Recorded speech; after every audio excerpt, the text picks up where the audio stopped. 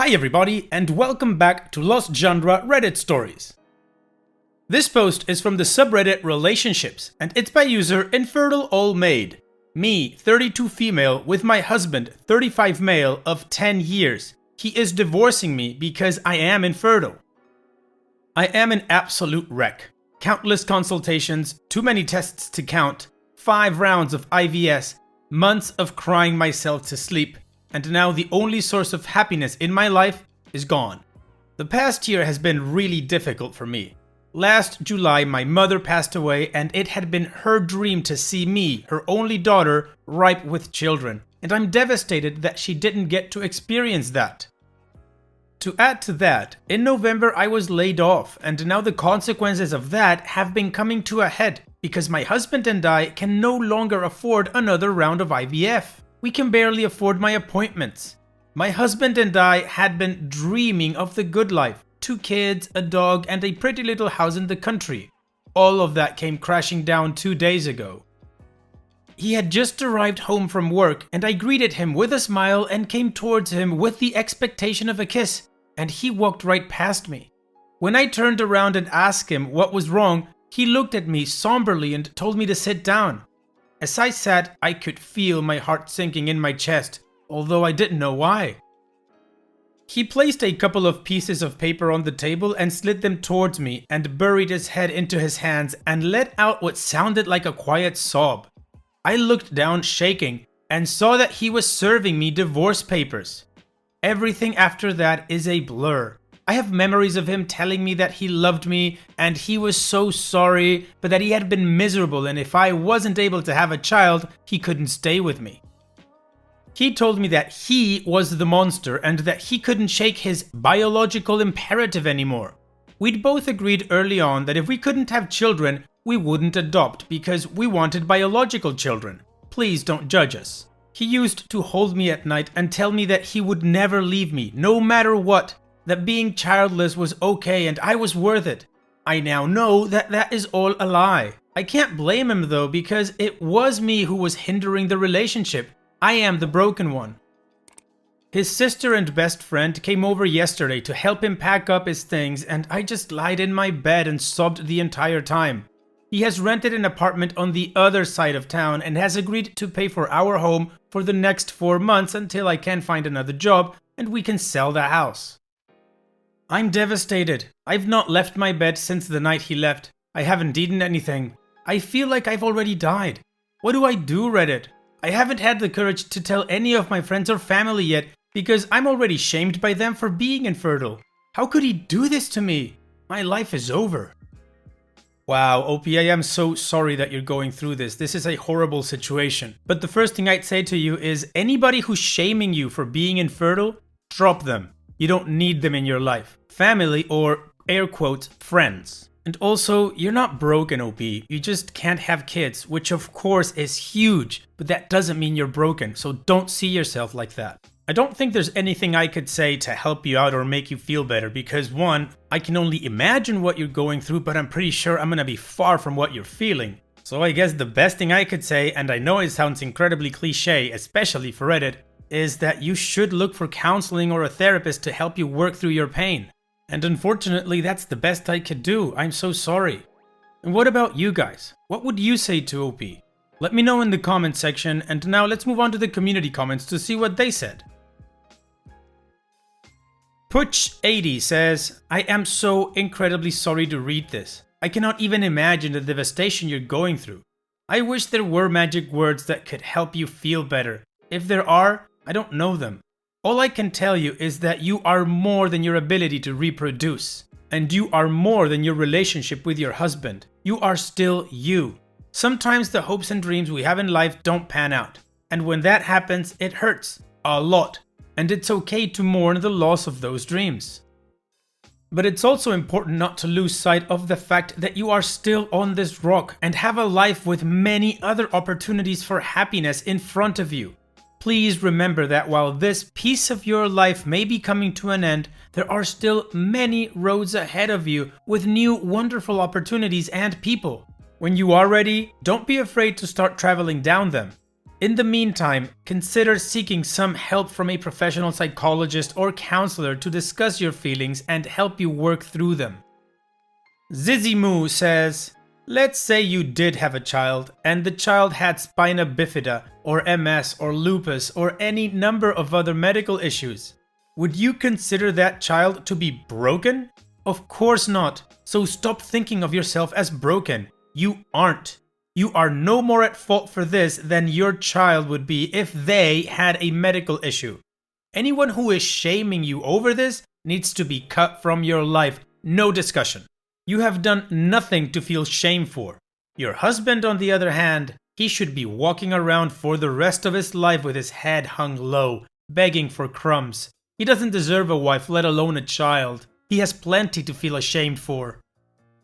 Berated Lime says, your husband is a piece of crap. Not because he wants biological children, not even because he essentially lied to you about never leaving you.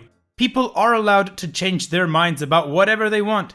No, your husband is a piece of crap because he served you divorce papers out of the blue, without even talking to you about it.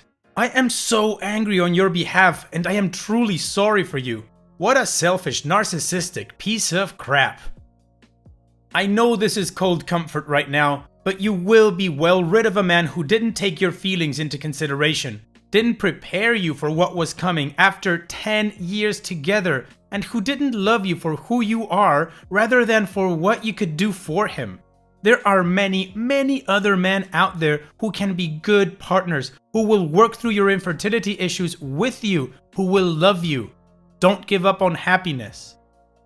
Additional information from OP's comments. I don't understand why he told me night after night as I cried that he'd be with me no matter what. I truly believed him. Why did he have to lie to me like that? I'm so unbelievably angered by that. Instead of talking to me about what he was feeling, he chose to bottle it up and lie, and then let it crash down on me when he couldn't take it anymore. I feel like I failed him, but I also feel like he failed me as a partner. I can't blame him though. As angry as I am for him lying to me about being with me no matter what, I understand his urge for children because I feel that too. I just can't have them. He deserves someone who can truly give him what he's always wanted, children. I know he'll be a wonderful dad. Now, regarding adoption, you can call me weak, selfish, a bitch, whatever you want, but I do not have the power to be an adoptive parent. Biological children are what I truly desire. Should I put aside my true desires and be less satisfied with an adopted child? Because that is the harsh reality here. I am sorry that offends you. Not every person is fit to be an adoptive parent. I feel no negativity towards those who are adopted and do not think less of parents who choose to adopt. In fact, I think highly of them. I just don't feel that I am one of those people. I'm sorry if that offends people in this thread. Well, I think the community gave OP some great advice and a lot of support, so hopefully that did help her out a bit. Now let's move on to the update to see what happened after all of this. First off, I'd like to get a few things off my chest about the messages I received about my situation. Thank you so much to those who supported me and were kind and sympathetic to all this. I got many very kind messages of encouragement and stranger love. That being said, I got a plethora of PMs from people telling me that I deserve everything that happened to me because I refused to adopt. That I deserve a life of loneliness and that I should kill myself. That really sucked and made me want to actually die.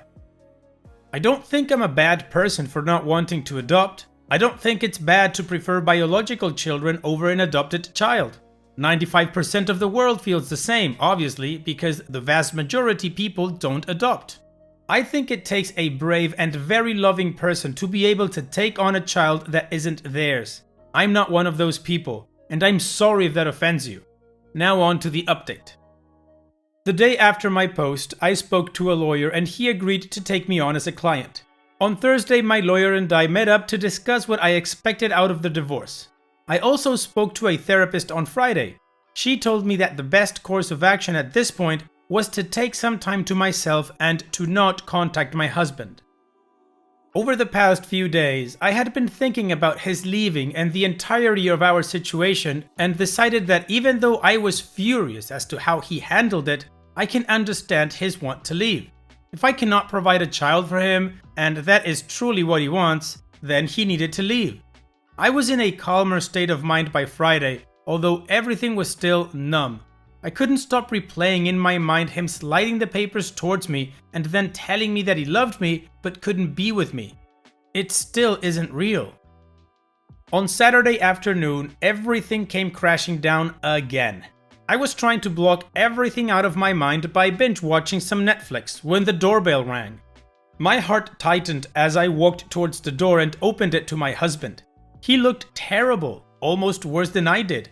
Without looking me in the eye, he asked if he could come in, and I couldn't even speak. I moved my body to the side of the doorway and motioned him inside. At this moment, it took me everything I had not to kiss him and to punch him all at the same time. We sat down on the couch together in silence for what seemed like 10 minutes. He finally spoke and all he said was, "OP, I'm so sorry." I was silent. We sat for about 2 more minutes before I finally had the courage to ask, "Is that all you wanted to say?" He took his head and began to tear up, which of course caused me to tear up. He again buried his head in his hands and sighed. He told me that he'd been feeling like he was missing out on fatherhood. I told him through tears that I understood and didn't blame him for wanting children, but he cut me off. He told me that wasn't it. He told me that he'd been seeing a young woman at his work for the past 6 months and that he couldn't keep lying to me any longer. They were having both an emotional and physical relationship, and she had been pressuring him to leave me for a few months. He claimed his insecurities about his lack of family were pushing him to feel that he needed change, and that she was a huge mistake. At this point, I couldn't take it anymore. I told him to get the F out of my house. He looked at me like a scared puppy and panicked told me that he wanted another chance and that he'd just broken off things with his coworker and was willing to forgo kids to be with me. I didn't know what to do, so I just started to scream, yelling at him to get out and that I was completely done. He just began to sob and started pleading for me to calm down. It was clear that he wasn't going to leave, so I did. I grabbed my keys and ran out of the house. I drove for 30 minutes out of town, parked on the side of an empty road, and cried for an hour. Driving back into town, I looked at my phone and saw that my husband called over 20 times and texted me things like how he was so sorry and that she was nothing, blah blah blah. I didn't delete any of these messages because I knew how important they were for my lawyer to see. When I arrived back at my house, he was no longer there. I walked inside and all was the same. He took nothing and broke nothing, which was relieving. I regained my composure and sense of reality and called my lawyer and left him a very long message about what had just happened. Today, my lawyer got back to me and told me to come in first thing in Tuesday morning. Husband has not tried to contact me since one last text on Sunday that read, "I love you, OP. I effed up and I'm sorry for hurting you. If you ever need me, I'll be here for you." My mind is again in turmoil and I feel like I am dying. I have yet to tell any of my friends and family what has happened, and I'm not sure that I will be able to. Okay, well, the Future X is definitely weak and a piece of crap, and not even worth commentary, so let's move on from him. Now, regarding this particular thread, that's all OP gave us. However, she did make one more post in the subreddit Child Free, and here's the curation from that post and its comments. I'm infertile and my world has collapsed after my husband left me for it. How do I accept being child-free? So tell me, just how good is the child-free life? Give me all your reasons. I want to embrace the lifestyle. I want this to be my next choice in life. To accept and embrace the life of being child-free. Children have brought me nothing but agony for the past 10 years, and I'm over it. Also, my husband actually turned out to be cheating on me throughout this, so there's also that. He left me, he cheated on me. I was willing to live a life without a child, but he obviously wasn't. In all honesty, I'm kind of relieved that we're divorcing, because not only was he the main factor in me wanting children, and he was also cheating. I'm just done having to worry constantly about children. I'd always wanted to have biological children because I come from a family with many, and thought that it should be my future too. I'm starting to realize that I have dreams and wants besides children. It's a strange feeling. I think I'm starting to realize that it's more of a blessing. Also, I do not need to be lectured on adoption. I've been there too many times. It takes a very special kind of person to be able to adopt a child, and I don't think I have what it takes. I do not wish to risk a child's upbringing to find out if I have the unconditional love it requires. And now we've seen everything that OP has given us. So even though her whole world changed, she lets us know she has the spirit to move forward. So hopefully wherever you are, OP, or wherever life took you, I hope you're doing well. Take care and thanks for sharing. Now let's move on to the next post. This post is from the subreddit Petty Revenge and it's by user Love My Two Boys. Illegal park? I'll get you towed. Yesterday I go to Walmart to return faulty ink cartridges. And also cause it came with 2 black inks and not black, red, yellow, blue. Anyway, I see some jerk decides to take his huge giant truck and double park it illegally on the handicapped spots with no blue placard, and another car was parked in the no parking area, like the area with the crossed lines. I have a disability, but I don't usually choose to park handicapped because unless I have a severe MS flare, I can walk, so I don't feel the need to park close. Probably the 3rd time this week. I go to that area often. So, feeling petty and also pissed because what if a handicapped person needed it? I decided to call the non-emergency police line to report the violation and give both plate numbers. Cops arrived pretty quickly. I told them what I saw, they also confirmed no handicap placard for the truck and let me go on my merry way.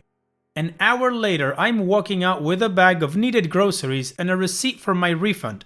Customer service had a long line, and I see 2 tow trucks getting the illegally parked vehicles. It's at this moment the owners happen to come out, and I'm close enough to hear, though they were yelling so it wasn't hard to hear. Both try to argue.